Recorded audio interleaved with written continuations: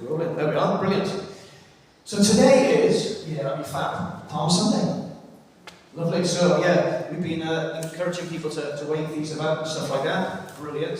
So it is the start of Holy Week, the kick-off to Holy Week. So I'm just going to read a little bit from the scriptures, from Matthew's Gospel. And this is where this is taken from. The Hosanna, blessed is he who comes in the name of the Lord, the King of Israel. So, alright then, so in the Gospel of Matthew, anybody know who Matthew was written for? Just to put it in a bit of context.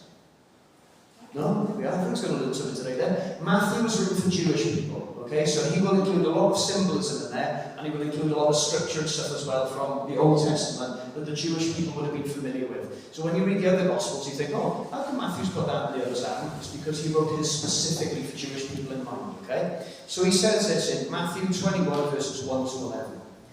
As they approached Jerusalem and came to Bethphage on Mount of Olives, Jesus sent 2 disciples, saying to them, "Go to the village ahead of you, and at once you will find a donkey tied there with her colt by her. Untie them, and he will send them right away." This took place to fulfill what was spoken through the prophet. So there we are. So there's a reference there that the Jewish people know. And the reference is this: "Say to the daughter of Zion, see, your king comes to you, gentle and riding on a donkey, on a colt, the foal of a donkey." The disciples went and did just as Jesus had instructed them. They brought the donkey and the colt, placed their cloaks on them, and Jesus sat on them. A very large crowd spread their cloaks on the road, while others cut branches from the trees and spread them on the road. The crowds that went ahead of him and those who followed behind shouted, "Hosanna to the Son of David! Blessed is he who comes in the name of the Lord! Hosanna in the highest!"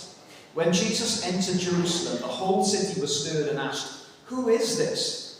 The crowds answered, "This is Jesus, the prophet from Nazareth in Galilee." So there's references there to the Old Testament. And there's kind of pictures of me when I have my beard in the winter, riding on a donkey there. So that's kind of how I get confused for. It's either that or fall, so one of the other. If you're new to the church, we like a bit of banter and stuff in the talks as well, so it kind of sets the scene a little bit. So reading this is incredible because it's like a full-on, flat-out worship experience, right? People are going crazy for Jesus, absolutely crazy for him. In fact, if you read in Luke 19, it's the same story, but people are praising Jesus and it's Hosanna, giving him all of that. And then the Pharisees started getting shirty with Jesus, saying, "You rebuke them, you tell them to shut up, because they think it's blasphemy." And Jesus responds, "If I tell them to be quiet, the rocks themselves will worship." It was a worship experience. Everybody and anybody were worshipping him in any way they could. They take off their clothes and they put it on the floor. They cut palm leaves and they lay them down. They're creating like that red carpet for Jesus as he's entering Jerusalem. They see the symbolism of Jesus fulfilling the scripture, and they realise then that this is the Messiah. But in their minds they're thinking, this guy is now going to liberate us from Roman rule. That's what they thought the Messiah was all about. They thought it was a political thing, like a takeover. But Jesus wasn't about that. He's about taking over our hearts. They didn't understand it. But it's a worship experience. And, I like to think how it would have felt to be there. But it got me thinking about our worship experience when we come together on a Sunday. And the question is, do we literally kind of just turn up on a Sunday? Or are there things that we can do to get our hearts ready to come to church, to meet with God? Because there's so many distractions in life. So I read an article by a pastor called Zach Hicks, who's this American guy, and he talks about how to prepare your hearts for worship. So I'm just going to kind of touch on some of them, and I made it my own a bit. So one of the things that this fella says is that your heart is a bit like a guitar, right? So in there, that's my guitar, that's Dave. So he's called Dave because he was given to me by a fellow called Dave. So there we go, his name's Dave. And it's a Hudson guitar, so his full name is Dave Hudson. So there we go. So Dave, alright, every time I play Dave, he needs tuning up. Okay, every time. So whether he stays in the case or whether I leave him out. In fact, between when I get here first thing, I tune him up and have a little warm up. And then before I need to start leading worship, I've got to tune him up again. And the reason for that is he will go out of tune. Part of that is because of the wood and stuff on the inside and the stretch of the strings. Part of that is because of the temperature of the room. If it's too cold, it makes the strings go really tight. If it's too warm, they go slack. So like in the summer, when you walk in past and you see the electrical lines and stuff like that, exactly the same principle. So our hearts are exactly the same. Sometimes they go all kind of tight and tense, and sometimes they're a little bit too loose, like, you know? Sometimes our hearts get knocked about just through life, through the world, through sin, through other people having a go. So how do we retune our hearts so that we can come into the presence of God? Because sometimes we can just rock up to church and that's okay, but sometimes you can go a bit deeper, like, you know? So hopefully we're going to give you some practical things today about how we can retune our hearts. Number one is by making worship your very lifestyle and not just the passionate singing we do on a Sunday. Yeah? Now, Paul, when he was in prison, he wrote this to the church in Rome. He says, I appeal to you, therefore, brothers, by the mercies of God, to present your bodies as living sacrifices, holy and acceptable to God, which is your spiritual worship. Now, Paul was writing, again, to lots of different kind of believers and stuff, and some of them would have been very familiar with Jewish sacrifices, where they sacrificed an animal as a way of kind of cleansing their sin, but also as an offering to God. When you read the Old Testament, you're reading it recently, God institutes all these different parties that they want the Jewish people to have, and there's all this different food that goes with it. They've got to sacrifice the food and all that, so it's an offering, a sacrifice to God. But what Paul is saying here is, I want you to offer yourselves as a sacrifice, a living sacrifice. And by very nature, you don't just do that on a Sunday when you come here to sing.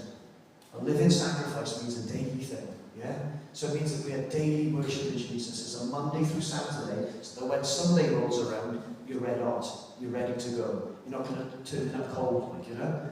So it's a lifestyle rather than just something we do on a Sunday, or if you've got a house group as well.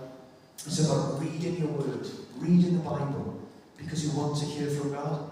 It's about carving out that time to pray, because again, you want to talk to Him, you want Him to speak to you. It's about finding worship music which is going to be helpful for you. Now, I'm old school.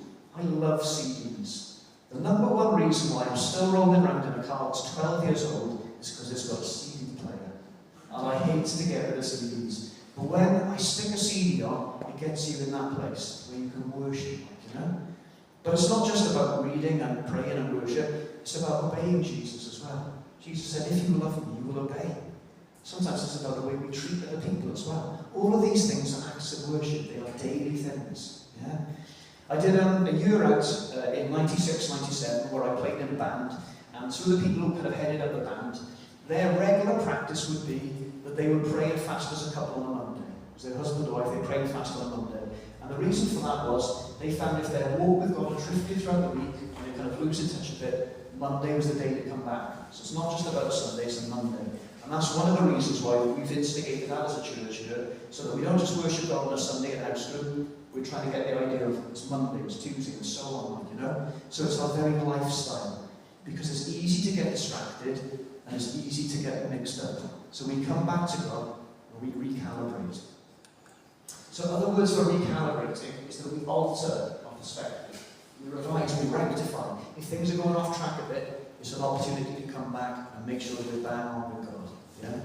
So, number one is trying to make worship your daily lifestyle rather than just something you do on a Sunday. Point number two is this. If you can on Sunday, arrive early. If you can, right? No pressure, but it's an opportunity for you to rest and find a bit of peace and not feel harassed as you come into the house of God. Do you know what I mean? Because sometimes you just burst through the door and you're trying to sort out the kids, and on all these things, there's 101 things going on in your mind, but you can't calm yourself. You can't find that place of centering and kind of, I'm at rest, I'm in the house of God, I'm with my fellow believers, like, you know? So if you can turn up early, great for you, but also for other people as well, right? Because when we worship, there's a vertical aspect to it.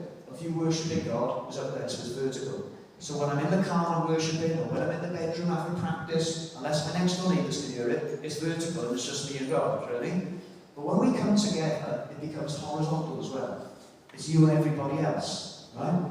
And the beauty of you spending time with other people beforehand is you've got to call worship out of each other. Because that's how it works. You've got a person at the front right now who's supposed to be the worship leader. And what they'll do is they'll start playing the song and they're trying to call worship out of you. And then when you sing back passionately, oh, I feel it, and you come worship under me. And it was back and forth like that. And that's just from you. But you think now, you two, everybody up there, if you sat time with the person next to you, and you know what's going on in that person's life, you can say, do you know what, despite what you're going through, sing with me. Let's worship together. And it becomes a horizontal thing. I feel it said that a good worship leader should be a good pastor, because they should know what's going on in the lives of their people, and they should pick songs that respond to that meet people where they're at. So you don't just pick songs you love and you think, oh, it's a banging song. It's a song that actually kind of meets people and ministers to where they're at. It's a confession that they need. So in the same way, when we get together early, and you rub shoulders with someone, and you have a chat about what's really going on, and when you draw worship out of one another, it's fantastic. There's a depth to it. Yeah? Ultimately, if you can't get here early, I don't give a monkey's. I'd rather you here late than not at all. Yeah? I've heard a story recently about a church not too far away that if you're not on time, the doors are shut and you're not coming in. That will never, ever be here. Our doors will always be open. So you rock up late if you need to, right? Just be here. I'd rather you be here, right? So yeah, so there's no judgment there. Ecclesiastes 5, Ecclesiastes was a book written by Solomon. Solomon was regarded as the wisest man who ever lived. And he says this in Ecclesiastes 5 verse 1. Guard your steps when you go to the house of God. Guard your steps when you go to the house of God. What he's saying now is, when you go to church, when you go to meet with others, proceed with some reverence. There's something amazing is going to happen. A lot of the times we turn up to church, and because you do it all the time, week after week, it becomes familiar. Do you know what I mean? But he's saying, guard your steps, tiptoe into the presence of God. Because he's got something special for you. Do you know what I mean? When we come together, God wants to do something amazing. Have that sense of awe and wonder when we come together. Yeah? But when we do that, anticipate that the enemy's going to have a go as well. Right? Because the last thing the enemy wants is you to come here and worship Jesus. The last thing he wants is you to become more Christ-like. So anticipate having a row with your missus in the car on the way. Anticipate the kids playing up. Anticipate someone cutting you up on the way. Do you know what I mean? Anticipate lots of things and understand where it comes from. And if you can get here early, it helps you to settle down from some of that. Do you know what I mean? Ideally, like, you know? So, that's point number 2. Point number 3. Have you ever come away from church and thought, God, I didn't get much out of that today? Yeah, be honest. I have. You know. But when we say stuff like that, what we're meaning is, it's all dependent on the person at the front. To kind of, are you not entertained? As the picture at the back there shows. Do you know what I mean? But it's never about entertainment, you know? And the whole kind of football analogy there, you've got thousands of people in the fans and 11 people doing all the work. The idea with church is that we're a body, builds each other up, and everybody has their place, and everybody can contribute. And because of that, then, we need each other to build each other up. And if it is just about the person at the front, and you think, oh man, they're having a bit of a mare today, they're not their best self, then please pray for them. Yeah? One of the things I love about Brian Farr, who's a good friend of ours, is that I went to Parklands early on before we started Grace Church, and he's just about to speak. And he speaks regular all the time, because he's the pastor at the time, he was. And he said, oh, I'm feeling weak, guys. Will you please pray for me? And I thought, flippin' heck. That's the main man there, admitting his weakness in front of everybody and asking for prayer. Brilliant. So, and I connect with that, because I'm a weak man myself. So, but the point is, I want us to be prepared to share. So when we come to Grace Church, that you've got something to give. Yeah? That you've got something to offer. Because church is never meant to be about entertainment. You go to all kinds of wacky churches now, and they've got lights and smoke machines and really good musicians, you know, better than what you got here. But it's not about being entertained. It's about the heart in it. And each one of us has got a heart. Each one of us has got something to give. It says this, be filled with the Spirit, addressing what? One another. With hymns and psalms and spiritual songs. It's about all of us. Not just the one and two. Everybody plays a part. Everybody can have a go. And the perfect place to do that, right, is on our church WhatsApp. What I want to encourage you to do is flood that, especially over Holy Week, with songs that you love, with scriptures that you love, with things that make you think more about Jesus. Yeah? Flood it. That's what it's there for.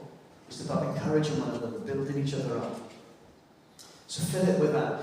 One of the reasons why I put the songs on before we come on a Sunday is number one, so you can familiarise yourself with the song, because it might be that you don't know the song very well at all.